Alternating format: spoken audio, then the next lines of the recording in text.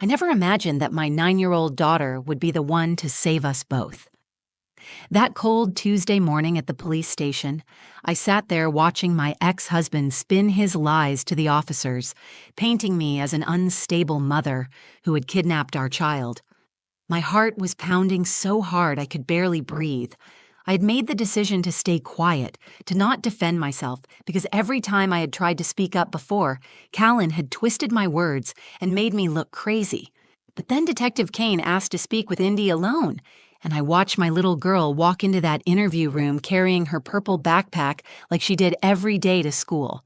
I had no idea what was about to happen. I had no idea that inside that backpack was a small journal that would change everything. When they brought us back into the room 20 minutes later, Indy was sitting at the table with her diary open in front of her. Her voice was so calm, so matter-of-fact, when she looked up at the detective and said, "I wrote down everything Daddy did to us every night before I forgot. Mommy said we shouldn't talk about private family things, but I wanted to remember in case someone needed to know." That moment, seeing Callan's confident smirk disappear as Detective Kane started reading those carefully written entries, I realized that while I had been trying to protect my daughter by staying silent, she had been protecting both of us by speaking up in the only way she knew how. My name is Zara Moreau, and this is the story of how my daughter's courage saved us from a man who had convinced everyone, including me, that his version of the truth was the only one that mattered. Indy was 9 years old when she became our hero, and Callan Brooks was 35 when his perfect facade finally crumbled, thanks to a child's diary. Detective Finley Kane had seen cases like ours before, but she told me later that she had never seen a child document abuse with such precision and determination.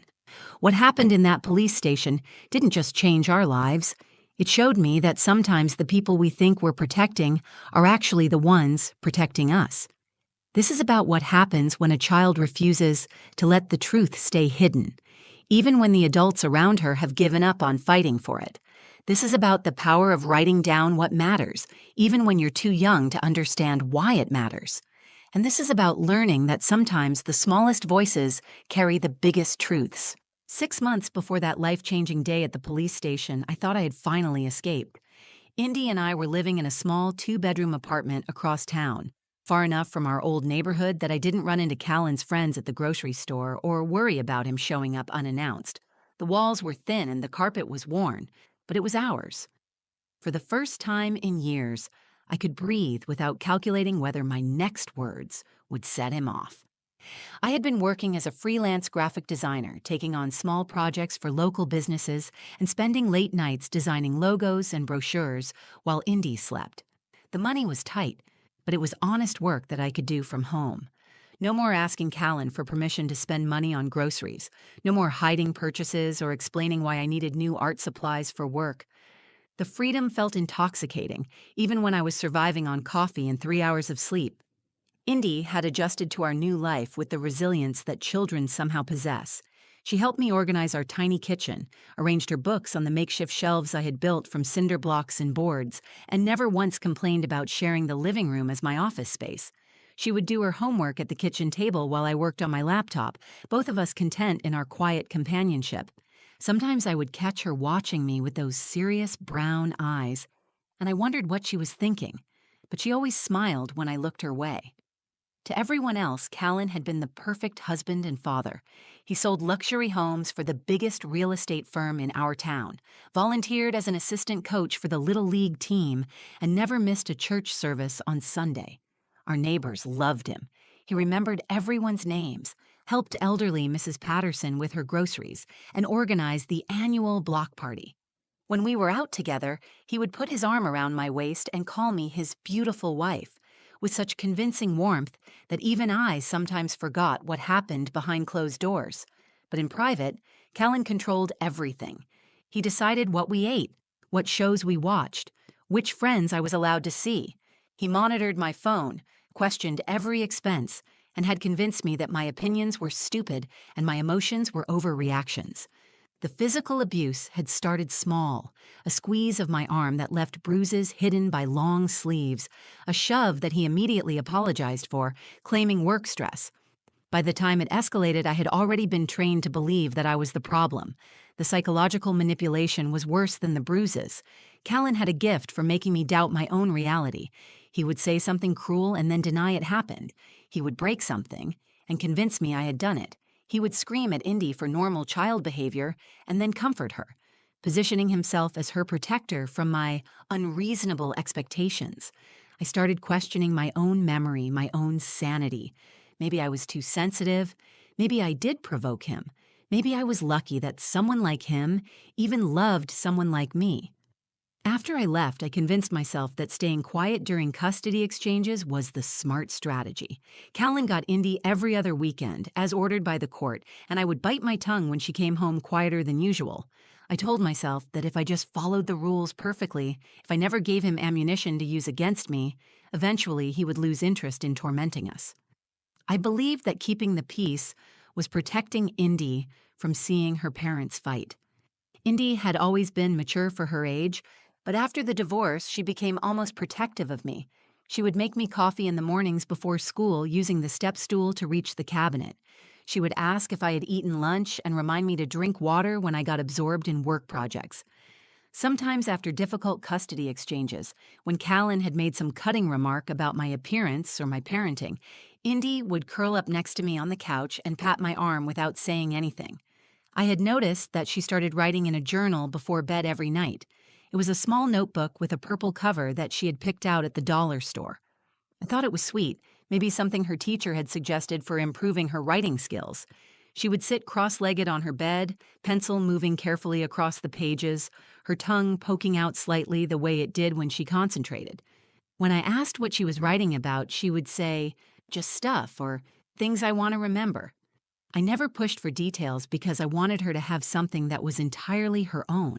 Looking back, I realized that while I was trying to create a safe, quiet life for us, Indy was watching everything with the sharp awareness that children develop when they grow up too fast.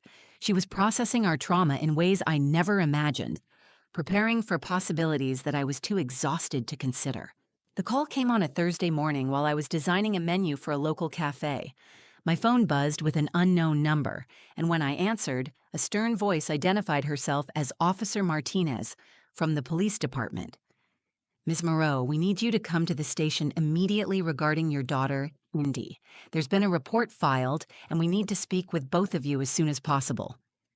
My blood turned to ice. "A report? What kind of report? Is she okay?" "She's fine, ma'am, but we can't discuss details over the phone. Please bring identification and come to the main station on 5th Street. Ask for Detective Kane when you arrive." I hung up and immediately called Indy's school. She was there, safe in her classroom. But the knot in my stomach told me this had everything to do with Callan. I picked her up early, telling the office there was a family emergency, and drove to the police station with my hands shaking on the steering wheel. Indy sat quietly in the passenger seat, her purple backpack clutched in her lap. "Are we in trouble, Mommy?" she asked, her voice small but steady. "I don't know, sweetheart. But whatever happens, just tell the truth, okay?" When we walked into the police station, I saw him immediately. Callan was sitting in the waiting area wearing his best suit, the charcoal gray one he saved for important client meetings. Next to him sat a man I didn't recognize, clearly a lawyer based on his expensive briefcase and the way he was taking notes. Callan looked up when we entered, and his expression was perfect concerned father mixed with wounded ex-husband. I had seen that look 1,000 times before. "Zara," he said, standing up with his hands spread in a gesture of helpless frustration. "I'm so glad you're here. We need to talk about what's best for Indy." Detective Kane appeared before I could respond. A woman in her 40s with kind eyes and graying hair, pulled back in a practical ponytail. She introduced herself and led us to a conference room where Callan and his lawyer were already seated. The detective placed a file folder on the table and looked directly at me. "Ms. Moreau, your ex-husband has filed a report claiming that you've been engaging in parental alienation and that you violated the custody agreement by keeping Indy from him. He's also expressed concerns about your mental stability and your fitness as a parent." I felt the room spinning. This was exactly what I had feared, what I had tried so hard to prevent by staying quiet and following every rule. Callan leaned forward, his voice filled with what sounded like genuine anguish. Detective Kane, I love my daughter more than anything in this world, but Zara has been poisoning her against me. Indy used to be excited about our weekends together, and now she barely speaks to me. She flinches when I try to hug her. Zara has filled her head with lies about our marriage, about me. I have witnesses who can testify to Zara's erratic behavior, her anger issues, her inability to co-parent effectively. His lawyer slid a stack of papers across the table. We have documentation of Ms. Moreau's concerning behavior, text messages where she's hostile and uncooperative, statements from neighbors who've witnessed her emotional outbursts, photos of Indy looking distressed after visits with her mother. I stared at the papers, knowing that every piece of evidence had been carefully crafted or taken out of context. The text messages were probably my responses to his manipulative games. The neighbor statements were likely from his friends, who had never questioned his perfect husband act. The photos of Indy looking distressed were probably taken after his visits with her, not mine. Detective Kane was watching me carefully. Ms. Moreau, how do you respond to these allegations? This was the moment I had dreaded. If I defended myself, I would sound exactly like the unstable ex-wife Callan was describing. If I explained the truth about our marriage, about his abuse, I would look like someone trying to destroy a good father's reputation out of spite. Every word I said could be twisted and used against me. I've never violated the custody agreement, I said quietly. I've never prevented Indy from seeing her father. I follow the court order exactly. Callan shook his head sadly. Detective, this is exactly what I'm talking about. Zara can't even acknowledge that there's a problem. She's so focused on punishing me that she can't see how it's affecting our daughter. Indy needs help, and she needs stability. I'm genuinely worried about what might happen if this continues. Indy had been sitting silently beside me throughout this exchange, her backpack still clutched in her small hands. I could feel her tension, the way she was holding herself very still, the way she did when Callan was building up to one of his explosions. I wanted to protect her from this, from having to hear her father paint me as a dangerous person, but I felt completely powerless. The trap Callan had set was perfect, and I was walking right into it. Detective Kane studied the papers in front of her, then looked between Callan and me.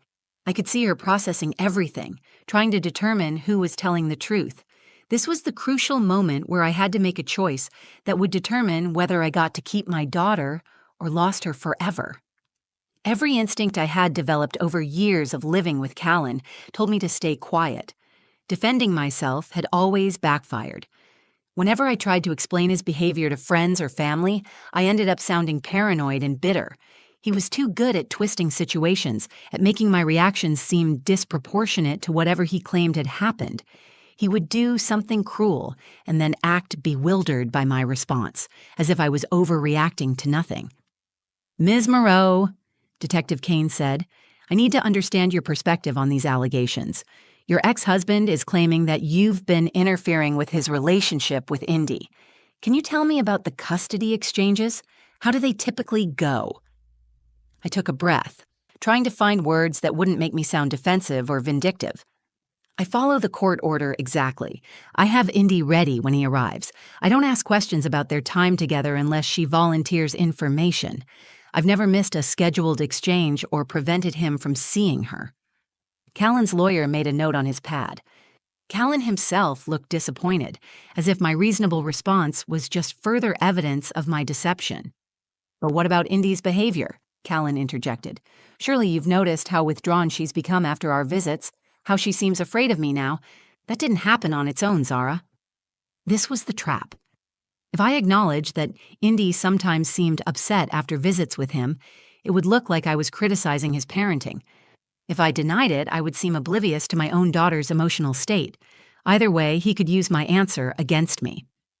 Indy adjusts to transitions the way most children do, I said carefully. Divorce is hard on kids.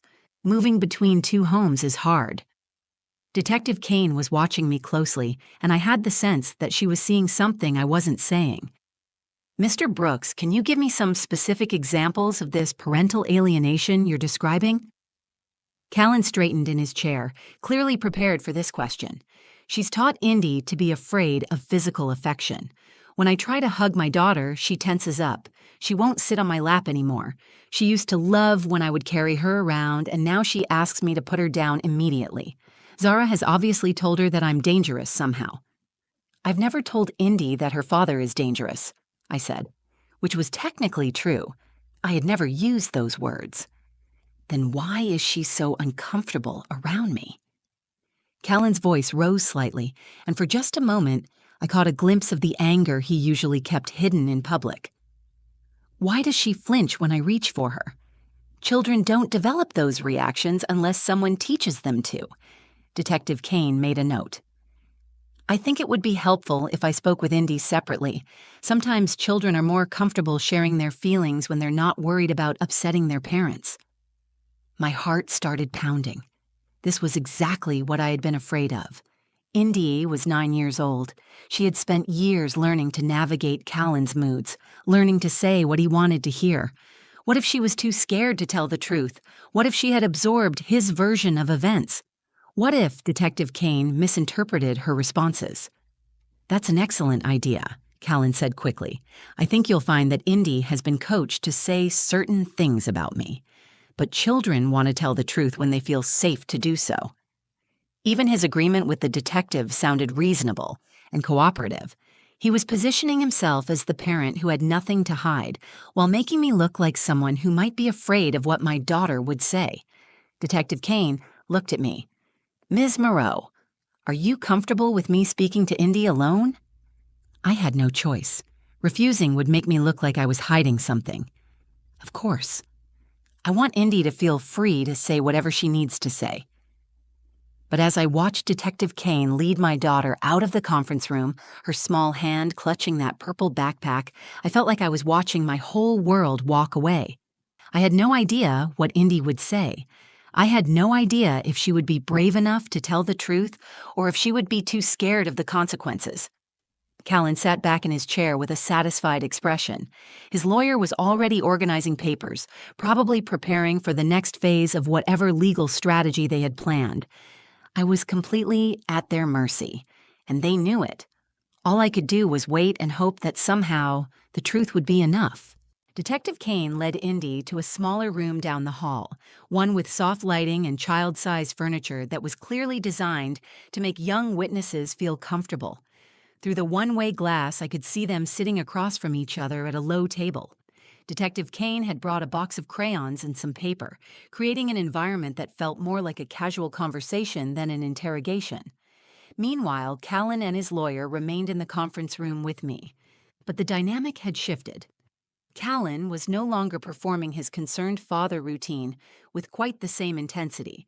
Instead, he was checking his phone and making small talk with his lawyer about weekend golf plans, as if this whole situation was just a minor inconvenience that would be resolved in his favor shortly.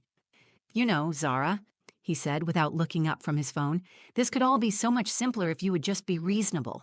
Indy needs stability. She needs a father who can provide for her properly. I'm not trying to hurt you, I'm trying to help our daughter. Even now, even here, he couldn't resist the urge to make me feel like I was the problem. His lawyer cleared his throat softly, probably signaling him to stay quiet, but Callan had never been able to resist an opportunity to remind me how powerless I was.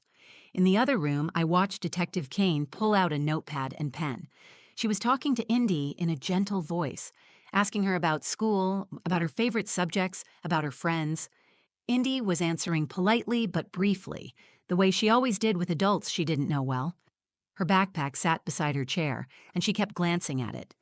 Indy, can you tell me about living with your mom? Detective Kane asked. Do you like your new apartment? Indy nodded. It's nice.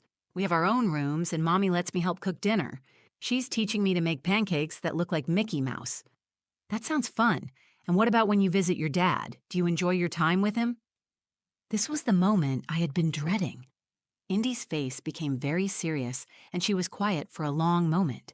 She looked toward the one-way mirror as if she could sense that we were watching, then back at Detective Kane. It's okay, she said finally. We watch movies and stuff. Detective Kane leaned forward slightly. Indy, is there anything you want to tell me about your family? Sometimes kids have feelings or thoughts that they don't know how to share with grown-ups. Indy looked down at her hands, then at her backpack. Something shifted in her posture, and she reached for the bag with sudden determination. "Actually," she said, her voice becoming clearer and more confident, "I do have something." She unzipped her backpack and pulled out the small purple journal I had seen her writing in every night. She placed it on the table between herself and Detective Kane, her small hands flat on the cover. "I wrote down everything Daddy did to us every night before I forgot," she said, her voice steady but quiet. "Mommy said we shouldn't talk about private family things, but I wanted to remember in case someone needed to know."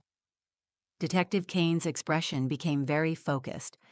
"Can you tell me what kinds of things you wrote down?" Indy opened the journal to a page near the beginning. Her handwriting was careful and precise, the way it gets when children are concentrating hard on forming their letters correctly. Like when Daddy yelled at Mommy and made her cry, and when he grabbed her arm really tight and she had purple marks, and when he told her she was stupid and no one would ever believe her if she tried to leave him. Indy flipped through several pages. "I wrote down the dates too because my teacher says dates are important when you're telling about something that happened." In the conference room, I watched Callan's face change. The confident mask slipped, and for a moment he looked genuinely shocked. His lawyer was leaning forward, trying to see through the glass. Detective Kane was carefully turning pages in the journal, reading entries that detailed months of psychological and physical abuse from the perspective of a child who had been far more aware than any of us realized. Each entry was dated and detailed. March 15th. Daddy pushed Mommy and she hit the wall. She said she was okay, but she was holding her shoulder funny. March 22nd. Daddy said Mommy was crazy and that's why nobody likes her. Mommy went to the bathroom and I heard her crying. "Indy," Detective Kane said gently, "this is very important information. Can you tell me why you decided to write these things down?" Indy looked directly at the detective with those serious brown eyes. "Because Daddy always said things didn't happen the way Mommy remembered. But I remembered too, and I thought maybe if I wrote it down, then someone would believe us if we ever needed help." The room fell completely silent except for the sound of Detective Kane turning pages, reading months of documented abuse that none of the adults had known was being recorded. Detective Kane called us back into the conference room 20 minutes later, and the atmosphere had completely changed. She was holding Indy's journal in her hands, and her expression was serious and determined. Callan's lawyer was whispering urgently in his ear, but Callan himself looked pale and shaken. The confident, charming facade he had maintained throughout the entire ordeal was gone. "Mr. Brooks," Detective Kane said, setting the journal on the table, "I've reviewed the documentation that your daughter has been keeping. These entries detail specific incidents of domestic violence, emotional abuse, and threatening behavior. They include dates, times, and direct quotes that paint a very different picture than the one you've presented today." Callan tried to recover his composure. "Detective, you can't seriously be considering the imaginative writings of a 9-year-old as evidence of anything. Children make up stories. They misinterpret adult conversations. Indy has obviously been influenced by her mother's version of events." But Detective Kane had seen enough cases like this to recognize the difference between a coached child and a child telling the truth.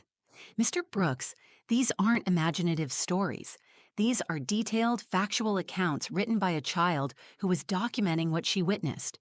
The level of specificity and consistency is not something a 9-year-old could fabricate or be coached to create." She opened the journal to a page near the middle. "For example, your daughter wrote about an incident on April 8th, where you told her mother that she was worthless and no court would ever believe her lies. She documented that her mother had a bruise on her upper arm that she tried to hide with makeup. These aren't the kinds of details that children invent." Callan's lawyer was frantically taking notes, but I could see that even he was realizing their case was falling apart. The evidence was undeniable, written in a child's careful handwriting and documented over months of abuse that I thought I had successfully hidden from Indy.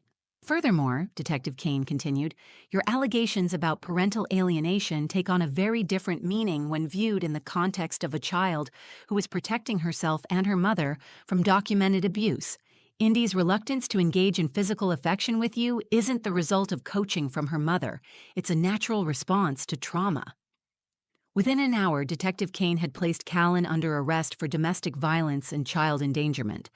I watched in shocked silence as they read him his rights and led him away in handcuffs. His lawyer was already on his phone, probably arranging bail, but the damage was done. The truth was finally out, documented in purple ink by the bravest person I knew. That was 8 months ago. Callan eventually pleaded guilty to avoid a trial that would have put Indy through the ordeal of testifying. He received a restraining order, lost all custody rights, and was ordered to attend anger management classes and domestic violence counseling. The journal that Indy had so carefully maintained became the key piece of evidence that protected us legally and ensured our safety. The months that followed weren't easy. Indy started seeing a child therapist who specialized in trauma, and we both had to learn how to process what we had been through. But slowly, we began to heal.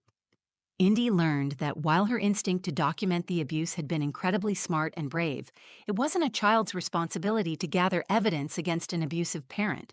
She learned that adults should handle adult problems, and that her job was just to be a kid.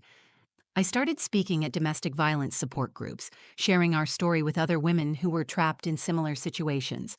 I tell them about the power of believing children, about recognizing that kids are often more aware of family dynamics than we give them credit for. I tell them that sometimes the truth finds a way to surface, even when we think we're doing a good job of hiding it. Most importantly, I learned that my attempts to protect Indy by staying quiet had actually put both of us in more danger. Children see everything, they hear everything, and they process trauma in ways that adults often underestimate. Indy had been protecting both of us by speaking up in the only way she felt safe to do so. Today, Indy is 10 years old and thriving. She still writes in journals, but now they're filled with stories about her friends, her dreams of becoming a veterinarian, and her excitement about our upcoming move to a bigger apartment. She's learned that her voice matters, that telling the truth is always the right choice, and that sometimes the smallest people can make the biggest difference. If you're watching this and you're in a situation like mine, please know that the truth has a way of coming out, often through the most unexpected sources. Sometimes the smallest voices carry the biggest truths, and sometimes staying quiet isn't protecting anyone. If this story resonated with you, please share it with someone who might need to hear it. Leave a comment about your own experiences, and don't forget to subscribe to our channel for more stories of courage, survival, and hope. Retry Claude can make mistakes. Please double-check responses.